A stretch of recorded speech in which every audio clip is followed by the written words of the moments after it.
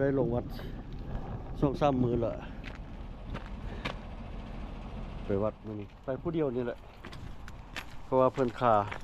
เบบี้ซิตขาล้านมาอยู่นำนะเพิ่นขาล้านมาอยู่นำเฝ้าล้านเลยไปลงวัดผู้เดียวนั่นแหละเพราะว่ามีต้องไป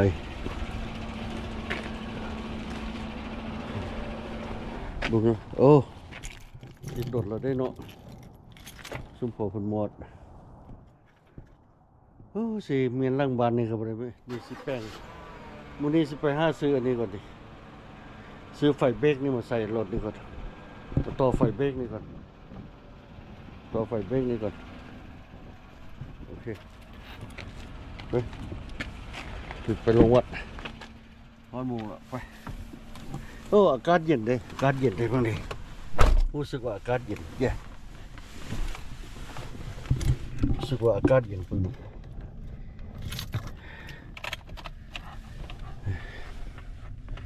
อากาศเย็นพวกนี้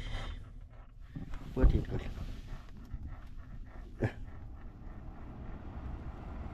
อากาศเย็นนี่เลยใส่เสื้อนี่หูจากรถว่ามันอากาศเย็นอากาศร้อนโอเคไปบนกันไปฮอดวัดพุ่นแหละ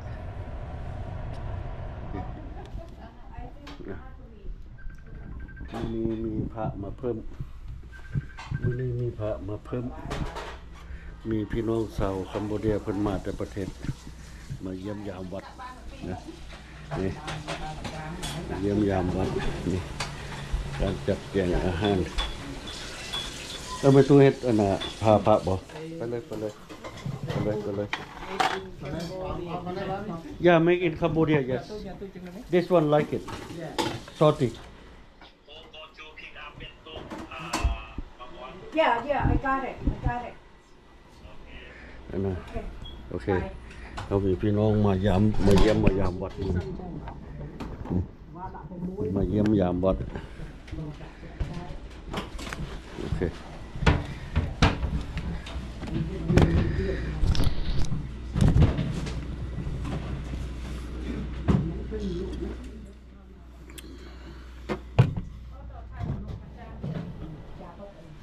มาแล้วมื้อนี้มีพี่น้องคัมโบเดียเขามาเยี่ยมยามวัดโอเคคุณพี่น้องคัมโบเดียมาเยี่ยมยามวัดสุวรรณารามเด้อมื้อนี้เด้อมีแขกมีพระอาจารย์เพิ่นมาองค์เพิ่มองค์หนึ่งอีกพระอาจารย์มา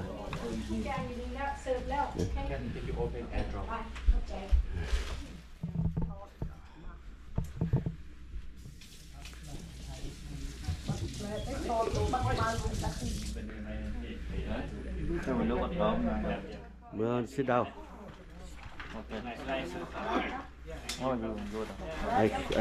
my knee bad คุยเรือนั้นก็บอกคุยนั่งรอชิม sit เอา Okay, take photo. Okay. look nice อันนั้นมี pineapple บาร์บีจ้าเขาจะเขาแพงโอแพนนะ Really? Yes ไป sit down Yes it's pepperoni and sit down มาโอ้เฮ้ยบัตรมาเคย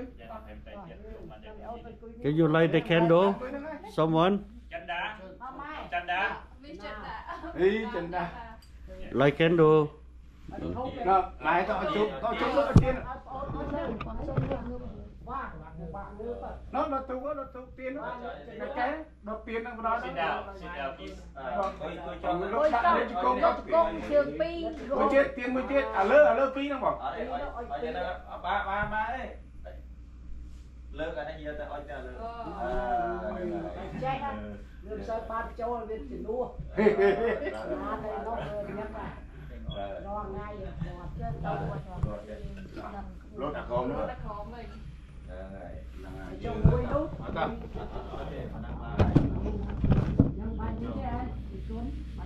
phải nào โอเคกลับลงสาธุ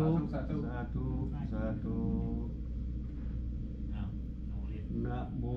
ตัสสะภะคะวะโตอะระหะโตสัมมาสัมพุทธัสสะนะโมตัสสะภะคะวะโตอะระหะโตสัมมาสัมพุทธัสสะนะโมตัสสะภะคะวะโตอะระหะโตสัมมาสัมพุทธัสสะอิมังสุปาพยัญชนะสัมปันนังสาลีนังโหสนังพุทธกังวาลังพุทธัสสะพุเสมาทุติยัมปิอิมังสุปาพยัญชนะสัมปันนังสาลีนังโหสนังพุทธกังวาลังพุทธัสสะพุเสมาตาติยัมปิอิมัง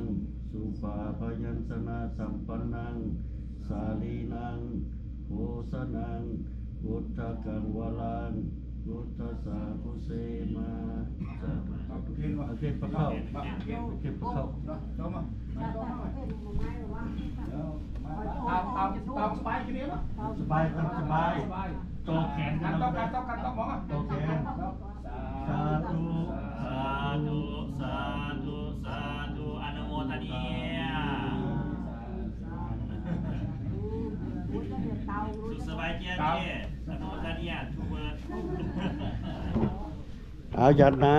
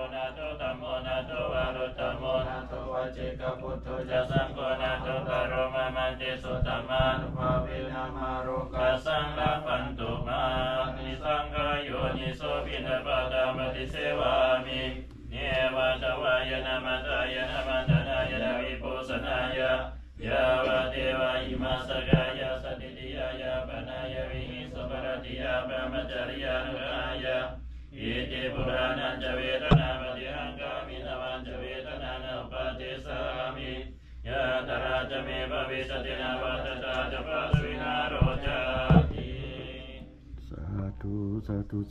ดิมนต์อาจารย์ บ้านเรา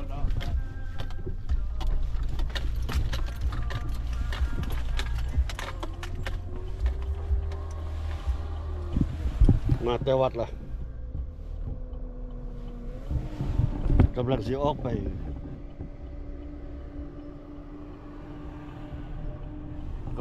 ปอันน่ะเอาปลาสิออกไปเอาปลาหมู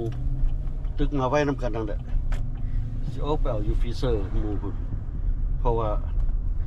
ปีกายนี่ตึกมาบ่ได้ไล่ไหมเดี๋ยวเอาไปเอาข้อมูลมาเพราะว่ามาถวายอาจารย์เพิ่นมาแต่มินนิโซตาเพิ่นอยากได้ปลาก็เลยเดี๋ยวเอาไปเอามาให้เพิ่นข้อดำหมูนั่นแหละถ้ามายังมีอยู่ว่าซะโอเคเพิ่นสิไปคลีนฟิเซอร์เด้อว่ะ ไปคลีนฟิเซอร์เด้อว่ะเพราะว่าตัวไม้สิเข้าแล้วต้องคลีนปีนี้เดือนหน้าเดือนในเดี๋ยวก็ตึกตัวไม้มาใส่แล้วเดี๋ยวสิไปเอาน้ำมูกไปกำลังไปอากาศดีขนาดแสงแดดแต่ว่ายักเย็นอยู่เด้อยักเย็นอยู่แสงแดดจะซ้ำกับซัมเมอร์ไหมอากาศจะซ้ำกับซัมเมอร์เลยแสงแดดจะแต่ว่าอาจารย์เพิ่นมาที่มินนิโซตาเพิ่นพากันไปเที่ยวในมื้อนี้ไปทัศนศึกษาว่าซั่นดิเพิ่นอยากได้ป่าไว้มื้อเพิ่นสิกลับมื้ออื่นก็เลยขอไปนำหมู่ว่ามีบ่มีว่าสิไปเอาได้ไปคลีนฟิเซอร์เลยได้นี่ว่ะโอเคว่ะเผื่อว่ามีมาเอาแม่ว่าซั่นก็โอเคป่าว่ามีอยู่ก็สิไปเอาบ่มีก็ขี้คร้านไปได้ มีอยู่ก็ไปเอาแล้วข้อแล้วตึกเอาไว้นำกันนะส่วนได้แต่ละปีล้นฟิเซอร์อยู่เฮือนนี่ต้องเอาไปไว้พุ่นไว้บ้านพุ่นนะแต่ละปีนะแต่ปีกายนี่บ่ได้ไว้ไหมปีกายนี้ตึกมาเท่าได้ก็มีพี่น้องเพิ่นขึ้นมาเอาไปเลยยังว่าปีนี้เพิ่นสิขึ้นมาใหม่บ่ได้เนาะพี่น้องก็ได้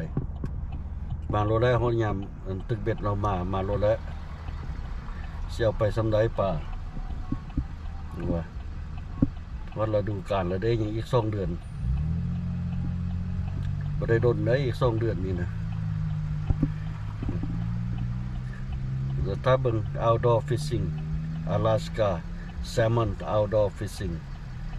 ถ้าเบิ่งสิถ่ายวิดีโอให้เบิ่งคักๆปีนี้สิเฮ็ดวิดีโอคักๆให้เบิ่งให้เป็นแบบสารคดีเลยแหละนะสิเฮ็ดวิดีโอคักๆให้เบิ่งมีกอง2-3 หน่วยถ่ายจัดใส่กันนะเฮ็ดสารคดีให้เบิ่งปีนี้โอ้เรือแห่งเฮ็ดมาแล้วก็มานั่งตัดต่อนะฮะโอเคโอ้ this meat no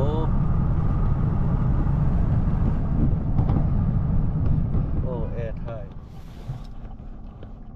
สงสัยรอรถนี่สิเหยียบเหล็กแล้วนี่เบิ่งส่งนี่เมื่อกี้เซ็นเซอร์ของลมรอเหมือนซิกโนปั๊บมาไดรเวอร์ซุปมาเบิ่งระบบเป็นยังบ่แบบไหมต้องได้เติมลมไหมมันเป็นยังหรือว่าเซ็นเซอร์มันพาปั๊บลมล้อรถนี่นะมันพาปั๊บเซ็นเซอร์มันโอเคลองขี่ไปเบิ่งก่อนสงสัยเหยียบเหล็กเดี๋ยวได้เดือนนึงแหละเหยียบเหล็กแล้ว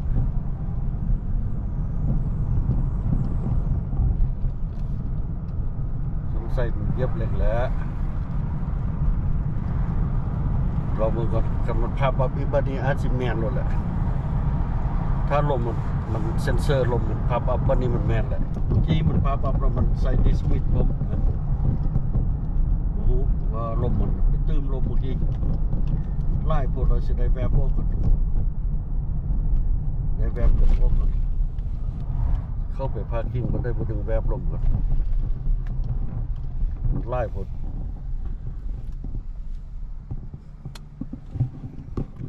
โอเค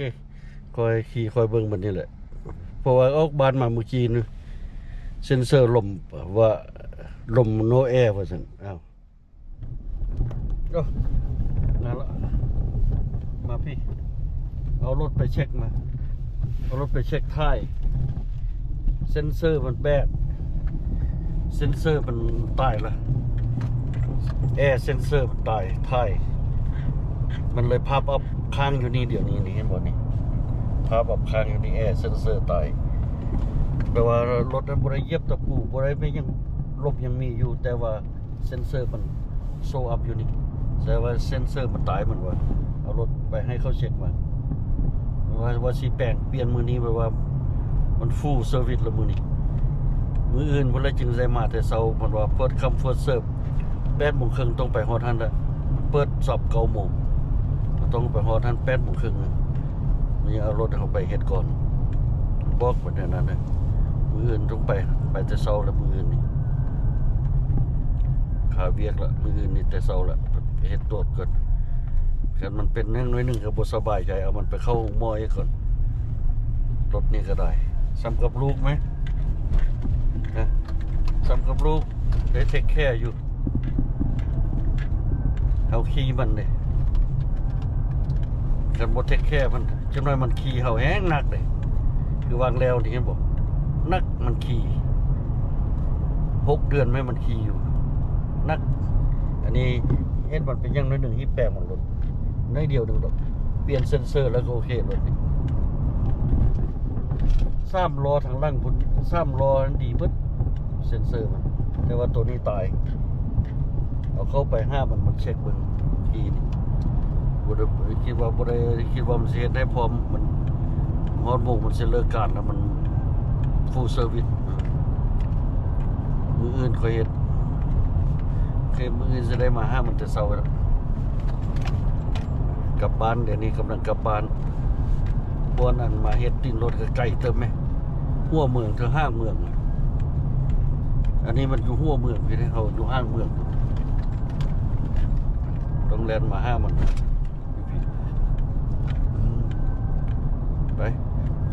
ไปเอาป่ามาแล้วเดี๋ยวสิไปทรานซิโรดสิเอารถคันนั้นไปส่งป่าอาจารย์อยู่วัดคนป่านี่ใส่รถท้ายรถคันนั้นจะเอาไปส่งอาจารย์อยู่วัดส่งอาจารย์อยู่วัดกันคนใส่รถคันนั้นไปจอดเอียงกันนะคนใส่เพราะว่ารถคันนี้บ่อยากขี่แล้วป่าไว้มื้ออื่นจอบเบิ่งล้อรถมันสิแวบบ่ถ้ามันแวบแสดงว่ามันเหยียบตะปูมันเหยียบหยังคันมันบ่แวบมันก็ขี่มา5มันเลยมื้ออื่นคันมันแวบก็ได้สูบลมจึงมา5มันน่ะโอเคเอาไปซัมเมอร์ล่ะเกียงออเซอร์ยังได้เกียงว่างามแล้วโน่นทางนี่มันงามดีเกียงบ่มีคุ้มมีบ่อนะขี่รถก็สมูทดี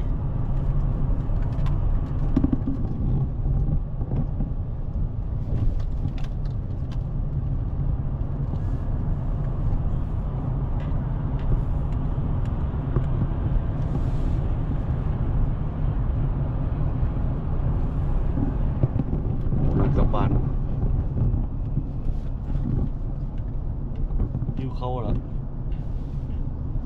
คอดโมกินข้าวซ่ายคอดโมกินข้าวซ่ายเลยได้นี่ยิ่งเขาเลยนี่ไปเวียดไล่มงไปบนท่านบนนี้โอ้ตายคันได้ออกบ้านนะกันเสร็จคันบ่ออกแล้วนั่งอยู่บ้านในมือคันได้ออกเลยขนาดนี้เลยไปต่อท่านบนนี้เลยต่อบนท่านบนนี้เลยมงเขาเลิกกันรถไล่เดี๋ยวนี้มุงเขาเลิกกันรถกำลังไล่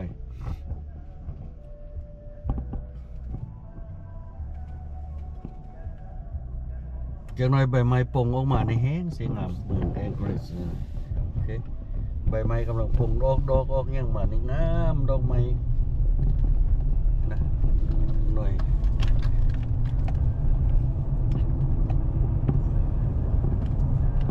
นะเด้อมาเบิ่งอลาสกามาเบิ่งเมืองแองเกรสยามซัมเมอร์นะให้มักยามซัมเมอร์ก็มายามนี้แหละเดินจูนมารถไปตึกบอกตึกเป็ดโอ้ยเอาดอคักปันเนี่ย I like it that's what I stay here nowhere no more moving anymore กูย้ายไปใส่อีกละอยู่นี่แหละย้ายไล่บอลเปลืองเงินไล่ที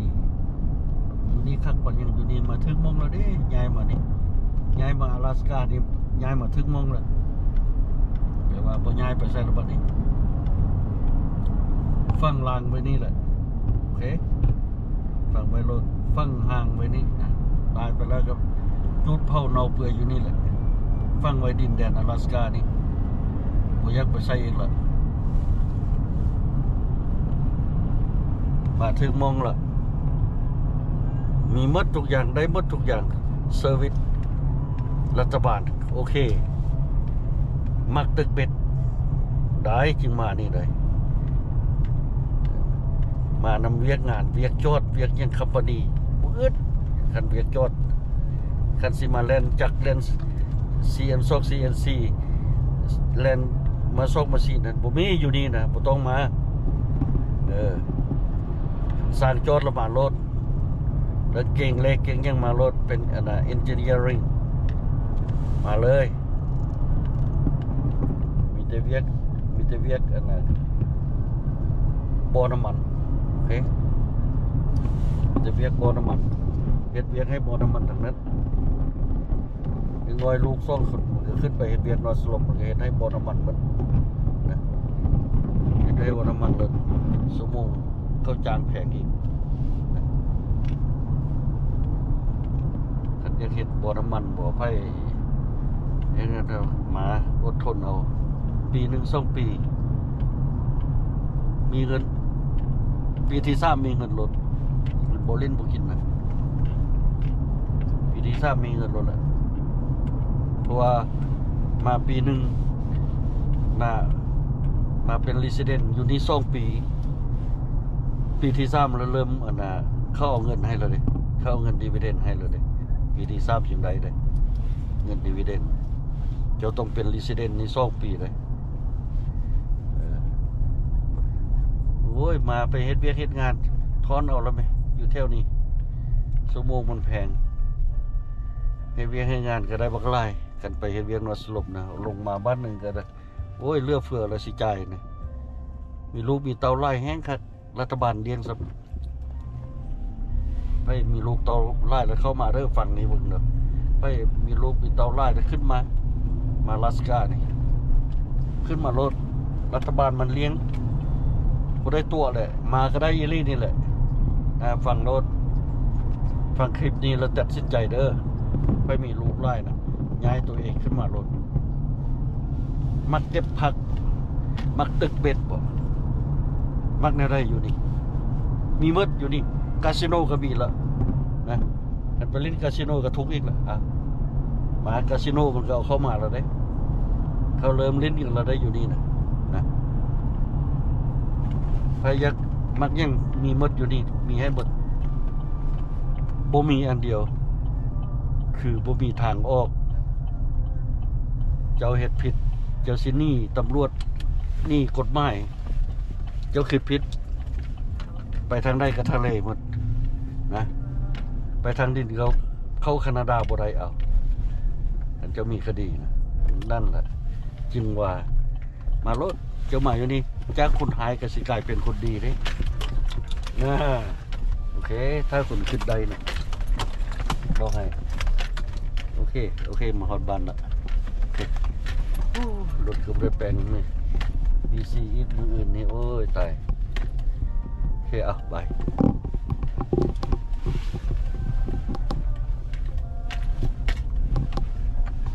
นี่ไปแวะเอาป่ามาเนี่ยให้ป่า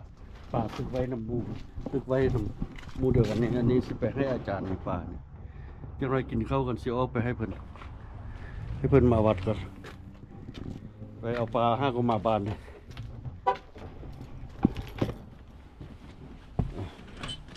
กินข้าวกันยุ่งละเหนื่อยละทิ่มรถเป็นน้ำแข็งโอเคไป